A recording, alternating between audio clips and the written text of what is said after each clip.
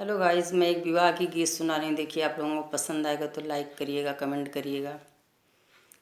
बाबा कुसुम बोआय लंबी दूरी, कुसुम कैसे तोड़ब हो। बाबा कुसुम बोआय लंबी दूरी, कुसुम कैसे तोड़ब हो। बेटी तोड़ी तोड़ी करहु बिहान, त चुनरी रंगाइब हो। बेटी तोड़ी तोड़ी करिह बिहान, त चुनरी रंगाइब हो। बाबा हम तो करमवा क पातर, चुनरिया कैसे पहिरब हो। बाबा हम तो करमवा क पातर, चुनरी कैसे पहिरब हो। बेटी खोजी देबै चाँद सदमाद, करम कैसन पातर हो। बेटी खोजी देबै चाँद ऐसन दमाद, करम कैसन पातर हो। चाचा कुसुम बोआय बड़ी दूर, कुसुम कैसे तोड़ब हो। बाबा कुसुम बोआय लंबी दूरी, कुसुम कैसे तोड़ब हो। बेटी तोड़ी तोड़ी करहु बिहान, त चुनरी रंगाइब हो।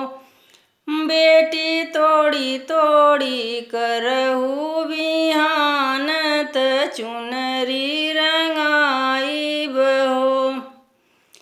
चाचा हम तो करमवा क पातर, चुनरी कैसे पहिरब हो। चाचा हम तो करमवा क पातर, चुनरी कैसे पहिरब हो।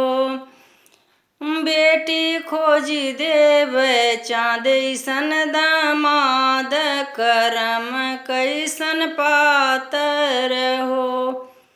बेटी खोजी देबै चाँद ऐसन दमाद, करम कैसन पातर हो। भैया कुसुम बोआय बड़ी दूर, कुसुम कैसे तोड़ब हो। भैया कुसुम बोआय लंबी दूरी, कुसुम कैसे तोड़ब हो। बहिनी तोड़ी तोड़ी करहु बिहान, त चुनरी रंगाइब हो।